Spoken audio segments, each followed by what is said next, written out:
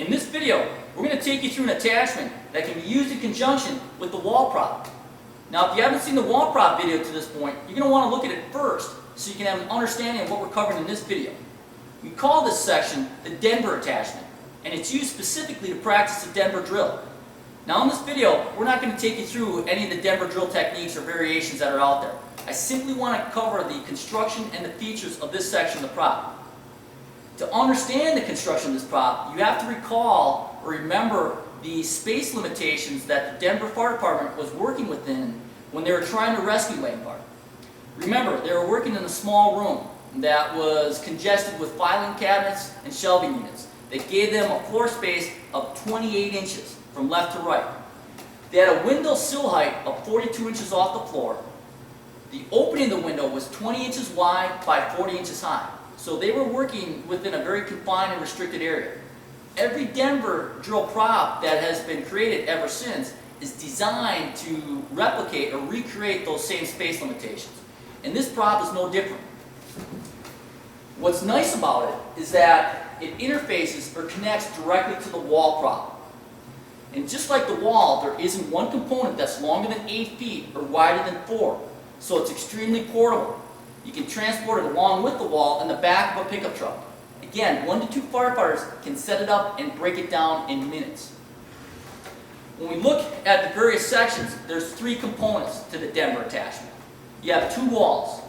Each wall is 4 feet high by 8 feet long.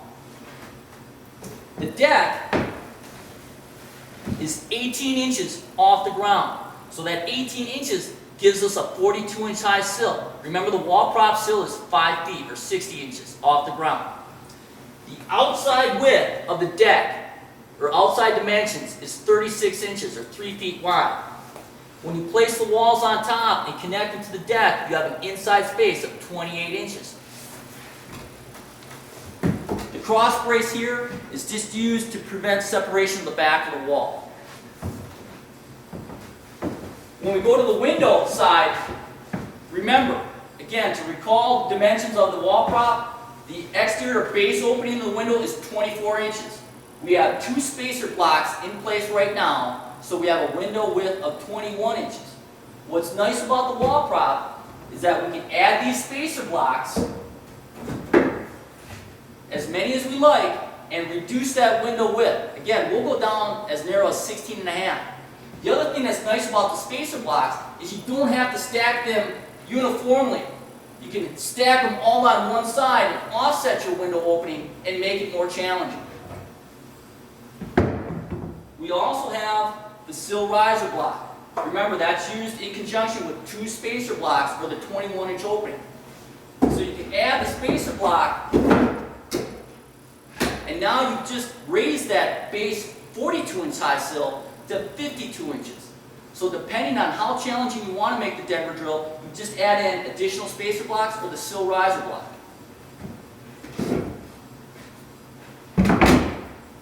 Let's take a look at some of the other features. I'm going to take you through a 360 of the entire prop so you can see all the construction features and attachment points. The 2 bolts you see here allow the interface between the wall prop and the Denver attachment.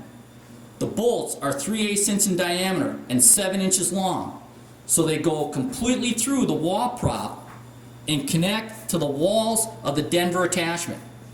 Notice that we use washers and wing nuts. This allows for the ease of assembly and breakdown. The walls are connected to the deck with 3/8 inch bolts that are 3 inches long. We chose to use 4, one in the middle of each stud space.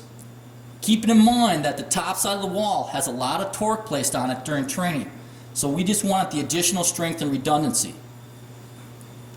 The cross brace at the end is connected to the top of the walls with 3/8 inch bolts that are 4 inches long.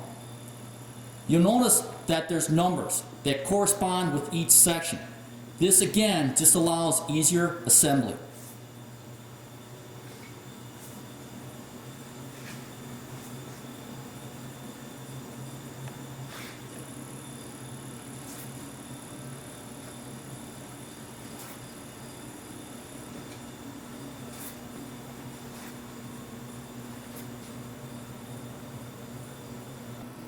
The window side of the prop is where all the action takes place.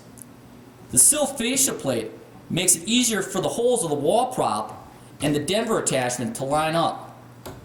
With the fascia plate being 28 inches wide, it also provides for additional lateral stability of the inside of the walls.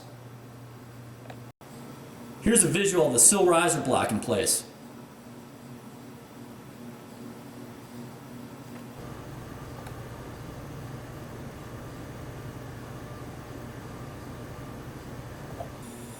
I wanted to give you a perspective of the strength on the inside of the walls. Again, the window side is where all the action takes place. So that's where we want and need the most stability.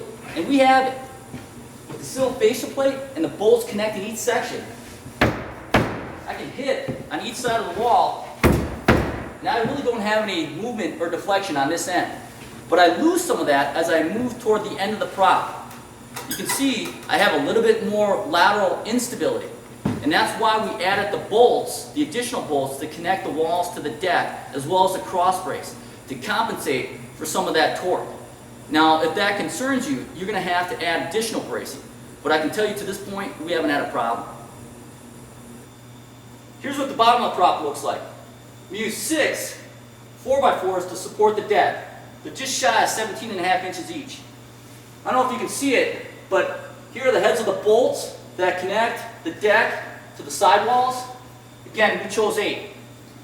The sheeting for the deck itself is 5/8 inch plywood for additional strength. The sheeting on the sidewalls is 1/2 inch plywood because we didn't need that much strength. But we chose to skin the inside of the walls versus leaving an open stud space to kind of restrict the movement of the inside rescue team.